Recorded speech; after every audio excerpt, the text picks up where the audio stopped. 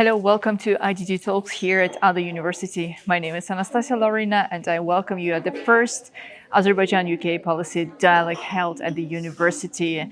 Now I'm joined by a very distinguished guest and also participant of this significant event, Christine Özden, Global Director, Climate Education, Cambridge University Press and Assessment. Warm welcome.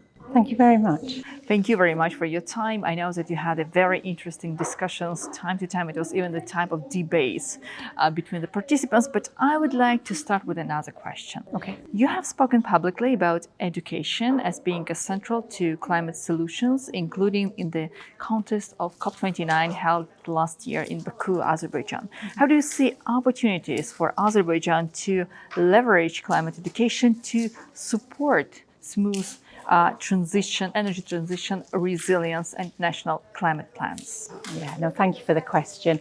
And education is absolutely crucial in tackling the climate crisis. And we need it both to understand the causes and the consequences, but also to start to change our lifestyles and start to build our skills towards new jobs in a new economy. So to make that sort of economic change.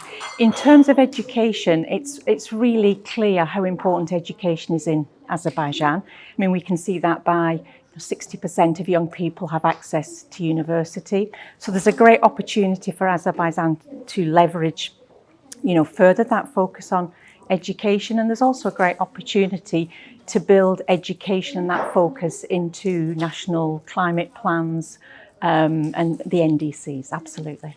So what message do you think Azerbaijan sent to the world by hosting climate conference COP29, and how can climate education help to turn this into the lasting change, not only within a year while there is a preparatory work going for COP29 or now COP30 in Brazil, but have a long-lasting implications? Yeah, so I think that Azerbaijan gave some really strong messages. I think it was really clear that Azerbaijan can be that bridge between East and West and can be that bridge between the global North and the global South.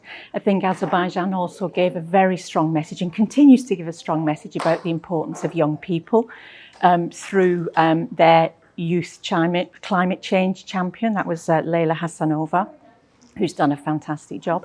And I think we can absolutely see that there is a continuation and that climate education and the Ministry of Science and Education are building on that and looking for lasting change. Specifically, if I can give you some specific examples. So they're hosting a workshop next month at the Ministry of Science and Education with colleagues of Ministries of Education from the region to look at how best to green education systems. They've continue to focus on the importance of sustainability rankings. So again, there are real clear examples of how this change will develop and last. I guess you remember before COP29, there were some concerns and even debates about Azerbaijan to organize such an important conference related to the green energy transition, yeah, COP29, taking into account that Azerbaijan is known for its fuel energy and it's very important, I guess, energy exporter country. Yes. And helps to many European countries.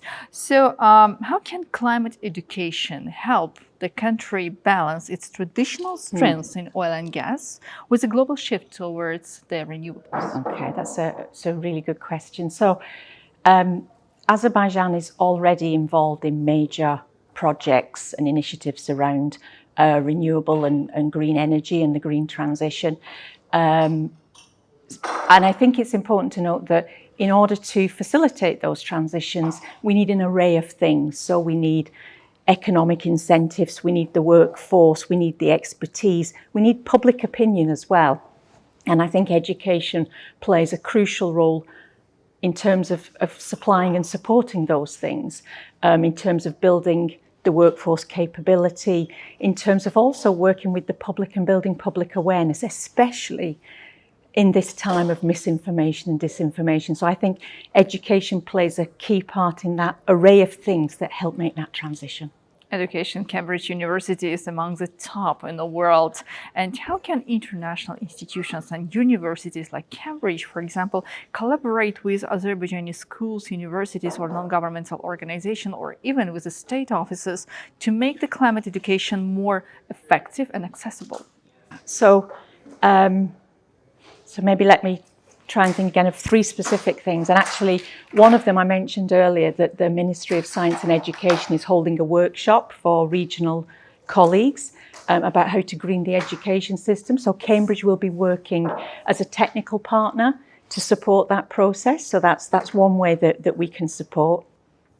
We can also look to make climate change content and courses available, affordably, and make them accessible both to school students and to students in higher education. And we've also developed a climate change education curriculum framework, which means that we can help schools look at how they integrate right across their curriculum lots of subjects and do that in an age-appropriate way. And I think the final thing I'll mention, yesterday I heard one of the rectors of one of the universities here talking about the pedagogical approach, that historically it's very professor, it's very teacher focused. And they suggested that as well as supporting teachers with their understanding climate change and building their confidence in their knowledge, that we should also look at how to support them with a different approach, or maybe a more student-centric approach in teaching. And that's exactly at the heart of what we do at Cambridge University Press and Assessment. And let me conclude with the last question, but not least important.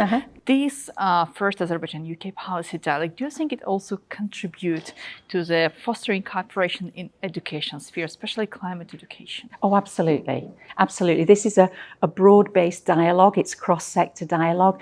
But because we absolutely believe and we know that education really builds capacity across all those sectors, that it's crucial to have education as part of this dialogue. And it's been absolutely great to be part of that. Well, thank you so much. We wish you good luck and hope to see you in Baku very soon again. Thank you very much.